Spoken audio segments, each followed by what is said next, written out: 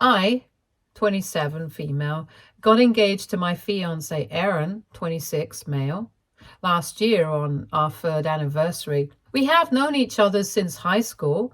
We became best friends within days of meeting each other.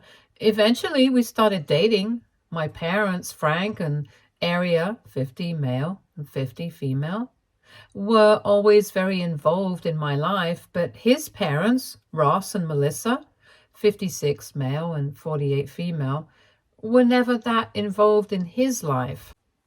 But they still did not think twice before demanding our honeymoon from us.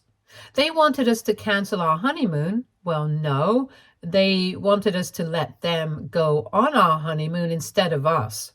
When we asked what they meant, they explained by saying that they have finally reconciled at our wedding after 12 years of being apart, and they deserve a vacation together to rekindle their love.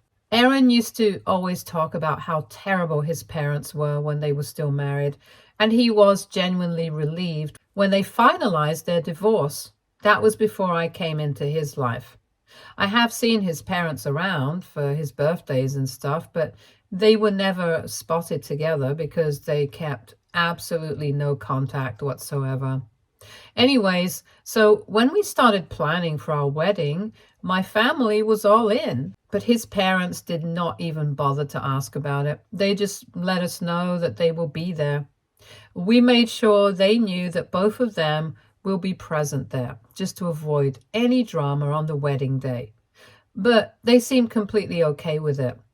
Cut to the wedding day, and everything seemed perfect. Everything went smoothly, and after 4 years of being together, we were finally married. We had dreamt of this day for so long. We were so happy and into each other that we barely even noticed anyone else. Then, in a while, the reception started. Everyone was having fun, dancing and drinking. We did catch a glimpse of Aaron's parents sitting together by the bar and chatting.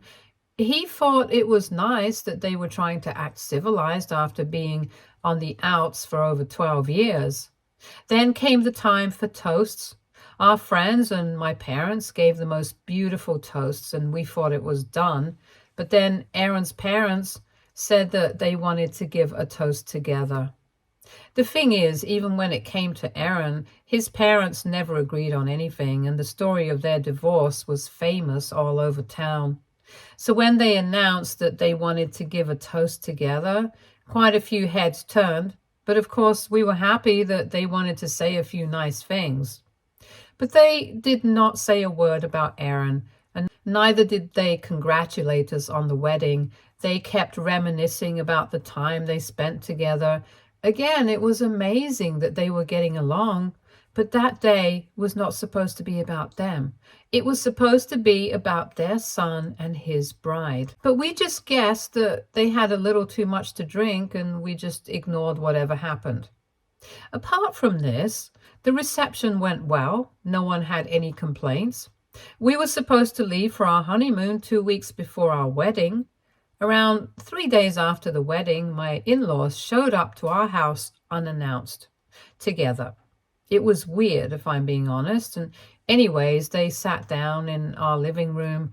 We gave them some tea, and they skipped any sort of pleasantries and went straight to their point. They wanted to go on our honeymoon instead of us. Their reason was that we are still young. We will be able to go on any number of trips we want to, but they are old and they do not have that much time left in their lives. So we should give up our honeymoon to them. To this, Aaron and I said that if they wanted to go on a trip, they could easily book any place they wanted. It would not even take that long. But according to his father, spending money on trips is a waste of money, and taking time to plan a whole trip is very boring and annoying. But since we have already paid for everything and planned out everything, we should just let them have it, and they would pay us back once they returned. Aaron thought they were joking, so he laughed at what they said. But then he realized that they were being very serious. He asked them why they would even suggest something so ridiculous, and he was completely against it. We had planned this trip for months, and then canceling it for his parents just felt like something we would have never even thought of. But his parents kept insisting. Aaron was very firm on his decision, and he told them that he would not even want to consider this. But if they need any help with booking anything or planning anything, he would be more than happy to help. But his parents kept insisting, and they started guilt tripping him. They started reminding him that they raised him and this is the least he can do for them, and that he owes them everything. They even gave him a rough amount of what they spent on him throughout his life. And by this time, Aaron was feeling terrible and he just wanted them to leave. In haste, I just told them we would think about it, and they seemed content with that, and they left. Later that day, Aaron and I sat down and had a conversation about what we wanted to do, and both of us decided that we would talk to his parents and make them understand that this trip was meant for us to begin with, and we would like to keep it that way. But before we could reach out to them and let them know about our decision, we heard from them again. We were added to this group called Family, where we received 4 to 5 long messages. The messages basically stated that we should plan a second wedding for them, and that this will be their way of telling the world that they are officially off the market and together again. According to them, once they get married again, we can all be a big happy family, and they would like us all to move in together. They added that they think we should plan their wedding because our wedding was beautiful, and my mother-in-law wants something similar to that. We were stunned. Aaron was losing his mind. He kept rambling on about how toxic his parents were to each other and to him, and that if they got married again, it would be the worst possible thing ever because they were always at each other's throats before they separated. And this time would not be any better. On top of that, they wanted us to live with them, and it seemed almost impossible for Aaron, because growing up around them was traumatizing enough for him. He did not want to put himself or me through that. I was trying my best to calm him down, but seeing him like that was really scaring me because he is the calmest person I know, and if something is bothering him so much, it had to be something serious. After a long time, he finally calmed down, and even though it was very hard for him, he spoke to me about how all of this was making him feel. I understood. Growing up, he always hated being around either of his parents, and if he had to live with the both of them, he would not be able to deal with that. So we decided that we would firmly stick to our decision and let them know that letting them go on our honeymoon instead of us would not at all be possible, and we would not be able to help them arrange the wedding.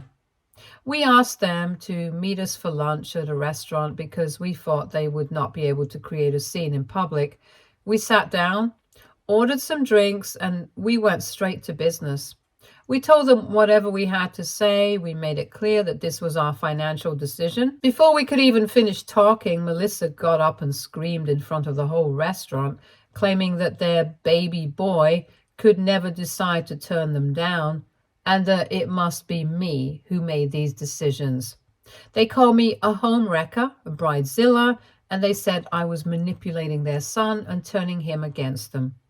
Hearing this, Aaron got up and yelled at them, saying that he does not want to be a part of their wedding, if there will be one at all, because they were terrible together. And he added that he would not tolerate anyone saying anything bad against his wife. He asked me to grab my bag, and we stormed out from there. On our way back, I asked Aaron if he thought I manipulated him into making this decision and if I was getting between him and his parents. He assured me that I have nothing to worry about, and that his parents always find someone else to blame, even if the blame is completely on them. He asked me to focus on the rest of our honeymoon planning. We are leaving for our honeymoon tomorrow. They have not reached out to us for anything, but now I'm wondering if I was being selfish not letting them have their second chance. Maybe I should have given a little more thought to it. AITA for refusing to cancel my honeymoon so my in-laws could get their second chance. Update 1. Hi guys. It has been 3 weeks since I posted. We returned home from our honeymoon last week. It was the most amazing trip ever. Both of us had the time of our lives. Whatever stress we had till then, we forgot about all of it. A lot of you were asking about Ross and Melissa's famous divorce stories, so here it is. Ross and Melissa divorced because their marriage was in serious trouble. They were always fighting and hurting each other. They both cheated on each other multiple times, just adding to that situation. Their friends and family and almost everyone in town witnessed the arguments and problems, so word spread quickly. Everyone knew about their chaotic relationship and how toxic it was. The constant drama made it famous, and everyone had their own opinions on it. After years of this drama, the divorce was finalized, much to Aaron's relief, because he was struggling for years to deal with his parents' issues. Anyways, my in-laws have been going around to their relatives and bad-mouthing me. They're telling everyone that I created a wedge between them and their son and that I was manipulating him, and I did not let them have a fresh start. I had received multiple texts from Aaron's relatives calling me names and saying terrible things to me. Aaron received texts as well, but the difference was that they were trying to convince him to get an annulment or a divorce because it was not, apparently, too late to get rid of his crazy and controlling wife. We decided to ignore the texts and just enjoy our honeymoon. The day after we returned from our honeymoon, Aaron called his parents and he asked them to stop being childish and stop spreading dumb rumors around. He let them know that doing this is only driving him further away from them, and he may not ever want to see them again if they continue this. They kept trying to convince him that I was manipulating him, making him say these things to them, and they could never believe that he would disregard their feelings and talk to them like this. He screamed at them, saying that I was not making him behave like this. They were forcing him to misbehave with them, and he does not feel good acting like this with them, and there is nothing else he can do about it. He hung up after saying this. Within 5 minutes of the phone call, Aaron's father called me. I did not expect any positive outcome from this phone call, but I picked it up anyway, and I was not wrong. My father-in-law used the worst profanities known to humankind and said that I was turning their son against them, and if I did not stop doing whatever I was doing, he would make me regret it. I made myself very clear to him by saying that I was not doing anything. They were bringing this upon themselves by saying terrible things about me to people, making them text me and calling to threaten me. I told him if he wanted to do something, he should go ahead. But then Aaron will anyways hear about this phone call as soon as we hung up, and I cut the call. But the thing is, I have not told Aaron about this. It feels unnecessary, and I do not want to make the situation worse than it already is. But I will not lie. I'm afraid of what my father-in-law might do. I'm hoping it was an empty threat, but how can I tell? If something happens, I do not know what I will do. Until then, I need to be very alert. But I cannot figure out if I should tell my husband about this. I do not know if it would be the right thing to do. Things between them are as bad as it can get. I don't want to make it worse. Update 2. It has been 3 weeks since the phone call. Things have only gotten worse with Ross and Melissa. As I mentioned in the last update, I decided not to tell Aaron about the phone call because I did not want to make things worse between him and his parents, and honestly, I was hoping it was just an empty threat. But I was still scared of what my father-in-law might do because I don't know what he could do. Other than that, Aaron and I were doing all right. We were back on our usual routines. I could see him trying his best to not care about his parents and their actions, but it was clearly affecting him a lot. At the same time, he could also understand that something was bothering me. He tried to ask me about it multiple times, but I just told him that it was just work pressure and he does not have anything to worry about. But every time I said that, I felt like there was this weight pushing down on me. I hated the fact that I had to lie to him. I could not decide whether I should tell him about the call, especially since he had just confronted his parents and made it clear that he would not put up with their behavior any longer. I didn't want to add to his already overwhelming stress. It felt wrong to keep it a secret, even though I was just trying not to make things worse. But I knew I had to eventually tell him about the call, so I finally decided to get it over with. Last week I sat down with him and I described his father's phone call and how his remarks had made me feel threatened. Aaron was listening with a tense expression on his face. With every sentence, his anger increased. I told him that I tried to ignore it and think of it as something that had no weight, but I was afraid of what might happen, so I felt like he should know. Aaron's expression changed from concerned to frustrated. He was furious that his father would go so low as to threaten me. I could see he was doing his best to remain calm. He's a very patient man most of the time, but when someone gets on his bad side, he can get very angry, and his anger shows on his face. He paused to gather his thoughts before responding. He expressed his deep disgust with his parents, and he promised to handle the situation and guaranteed that I would never have to face such mistreatment again. I felt relieved and knew I had made the correct decision by telling him. It took a lot of weight off my shoulders, and I no longer felt alone in dealing with his parents. Aaron and I sat down together and discussed what we should do next. We decided that Aaron would contact his parents once more, but this time he would be very clear about our expectations. He would tell them that their behavior had to stop and that we would not let them interfere with our lives any longer. We agreed that to protect our relationship, we needed to establish clear boundaries. It was not just about putting an end to the arguments. It was about creating a safe space for us to live our lives free of the constant stress they were causing.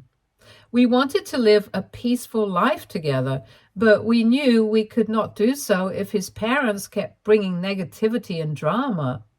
Aaron and I promised to always put our marriage first. We would not let his parents' actions affect us anymore. We have not had time to reach out to his parents yet, but I will put an update after Aaron has a conversation with them. Update 3. Hi guys, it has been a week since the last update and Aaron finally spoke to his parents. So around 3 days back, Aaron called his mother. He was doing his best to remain calm. He wanted to speak to her in a respectful way to make sure she understood our boundaries. He felt nervous and worried, but he knew he had to do it. When she finally picked up, Aaron began explaining how their actions hurt us. He told her it was difficult for him because his parents did not respect our decisions. He mentioned how their constant demands were putting a lot of pressure on us. I was able to hear Aaron's end of the conversation, but she was clearly unhappy. Her voice was loud and upset, and Aaron had to stop talking several times to allow her to calm down. Even though it was a difficult conversation, Aaron remained patient. He kept saying the same thing. We needed them to respect our boundaries and allow us to live our lives. He also expressed his disappointment that they were speaking negatively about me to their relatives. He made it clear that if they did not stop, he would have to back away from them. The conversation seemed to go on forever, and I could tell Aaron was struggling. His mother refused to admit anything, and she insisted that it was our fault. She claimed we were pushing them away and not showing them enough respect. But Aaron refused to back down. He kept saying that we only wanted respect and peace. Aaron looked tired when the call finally ended, but he also seemed relieved that he had voiced his opinion. He told me that his mother did not fully understand why we were upset, but she recognized how serious we were about setting boundaries. We both understood that changing their behavior would be difficult, but this was a good first step. Aaron said he would call his father next, but he needed a break before doing so. Aaron called his father the very next day. This was an even more difficult conversation than the one with his mother. Aaron's father was furious, accusing him of abandoning his family. He also made more hurtful remarks about me. Aaron, on the other hand, maintained his cool and refused to be affected by his father's words. He reminded his father that the only reason we were setting boundaries was to protect our happiness and prevent any further unnecessary fights. He also stated that if nothing changed, he was ready to cut off contact completely, and he told him that the ball was now in their court, and we were done trying to explain things to them. He felt drained after the call, but we knew we had done the right thing by standing up for ourselves and each other. We started to notice a slight difference after that. Aaron's parents stopped calling as frequently, and messages from relatives began to slow down. It was not ideal, but it was a start. We both thought that eventually his parents would see things our way and value the life we were creating together. For the time being, we are content to have some space and focus on our future without being distracted by the constant drama. Update 4. It has been 2 months since the last update, and around 1.5 months back, I received a message from one of Aaron's cousins, Lila, 29, female. We had not talked much in a long time, so this was unexpected. The message was friendly and made me smile. She said that she had heard about the issues we were having with Aaron's parents. She wanted to check on us and see how we were doing. It felt good to know that someone in Aaron's family cared about us. We had felt very alone over the last few weeks. Aaron's parents had been making our lives complicated, and we were not sure how to handle it. We thought his entire family was against us. However, talking to his cousin gave us hope. Aaron's expression changed as he read the message. He seemed relieved. His cousin said she knew how difficult things were for us. She added that she disagreed with how Aaron's parents treated us. This was very important for us to hear. Even though it looked like we were alone, we felt supported. After talking, we decided to meet up and discuss everything that had happened. It was nice to know that someone in the family wanted to help us. We met at a coffee shop nearby. Lila was as warm and friendly as I remembered. We ordered drinks and sat down to talk. As we began to share our stories, it felt like a weight had been lifted from our shoulders. Aaron opened up about how his parents made him feel. He discussed how their actions had hurt him. It was difficult for him to share his feelings, but it felt good to finally share them. His cousin listened attentively. She nodded and showed that she understood.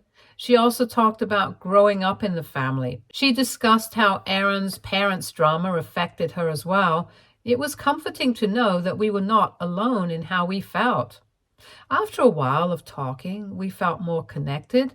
We realized that we could rely on each other during this trying period. His cousin said she wanted to be there for us and help us with the family issues. We were grateful for her support. We felt so much better as we left the cafe. The meeting had been an absolute relief. At this point, it feels like maybe things might just eventually get better with Aaron's family. We have decided to stay in touch with Lila and continue to build that relationship. It really is a relief to finally have someone to talk to about this mess apart from each other. Update 5. Hey guys, it has been almost 6 months since I gave an update. I have been caught up in a few things. This hopefully is the last update. Aaron and I kept in touch with Lila after we met at the coffee shop. We texted her frequently and made plans to hang out more. We felt better each time we spoke. We took comfort in the fact that there were still family members who cared about us. 5 months ago, Lila invited us to a family barbecue. We were initially nervous about going. We were concerned that Aaron's parents might be present and we did not want to deal with any drama, but she guaranteed us that she would help to keep things calm. We decided to go, feeling hopeful. Once we arrived at the barbecue, we noticed her right away. She greeted us cheerfully and made us feel welcome. The atmosphere was fun and relaxing. As we interacted with other family members, we began to feel more at ease. Throughout the entire afternoon, we spent time talking with Lila and meeting the rest of Aaron's relatives. They were welcoming and supportive. It was nice to connect with them, especially since we had been feeling so isolated. We eventually made our way out of the house and into the backyard, where we noticed Aaron's parents in another corner. They did not seem to notice us at first, as they seemed to be having a conversation of their own. This allowed us to enjoy the barbecue without worrying about them. After a while, Lila suggested we say hello to his parents. She said it was an excellent opportunity to show our willingness to move forward. We were both nervous, but we agreed. When we approached them, Aaron's parents looked surprised. In the beginning, there was an awkward silence, but then Aaron spoke up. He greeted them and attempted to keep the mood light. We made small talk, and it turned out to be better than we expected. They were not rude. On the contrary, they were polite and sweet, and it felt as if the tension between us started to ease. Throughout the evening, we interacted with other family members, and it was nice to see that people wanted to get to know us better. This allowed us to move past Aaron's parents' drama for the night, at least. In the coming weeks, we kept in touch with Lila and other family members, and they tried to keep in touch with us as well. We built up our connections, and it felt good to have a support system. The more we interacted with them, the more things started to look up. We also decided to have a straightforward discussion with Aaron's parents. We wanted to set some boundaries, but we did not want to trigger further conflict. We felt prepared to discuss what had occurred and express our feelings peacefully. Over the weekend, we invited his parents to lunch at a nice restaurant. We intended to create a peaceful setting for the conversation. Aaron's cousin had encouraged us to take this step, and we hoped it would be helpful. At lunch, we began by catching up. We discussed our lives, work, and some interesting plans we had. We gradually shifted the conversation to the last few months. We explained how their actions had made us feel and how they had affected Aaron. To our surprise, they did listen. They did not make any interruptions or become angry. Instead, they seemed to consider what we were saying. This was a small win for us. Aaron's parents apologized for their behavior after we expressed our feelings.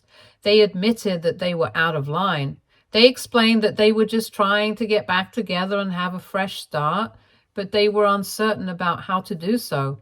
They also said they realized that they messed up with Aaron when he was growing up, and they feel terrible about it.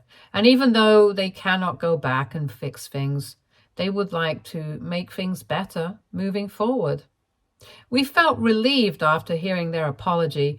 Aaron felt even better because they finally acknowledged all the mistakes they made when he was still a child. We ended our lunch on a positive note. We felt like we could breathe again. It was obvious that things were beginning to change. Over time, we had established an understanding with Aaron's parents. They began to accept our point of view, and we saw a different side of them. We maintained communication with Aaron's parents over the course of several weeks. We noticed that they were attempting to be more supportive and respectful, and we felt like we were getting closer to a healthier relationship. 2 months ago, we even invited them over for dinner. It felt good to have them over and share a meal together. We chatted, laughed, and enjoyed each other's company. It was quite the opposite to the tension we had experienced previously. We are getting better at navigating our relationship with Aaron's parents over time. Although we maintained our boundaries, we also made room for communication and understanding. We have been seeing each other a lot lately. Currently, Everything is going well between us and my husband's parents. We're working on building up our relationship with them, and Aaron is working on strengthening his relationship with them individually and together. It finally feels like everything will get better now. Stay tuned for more stories from our girl relationships.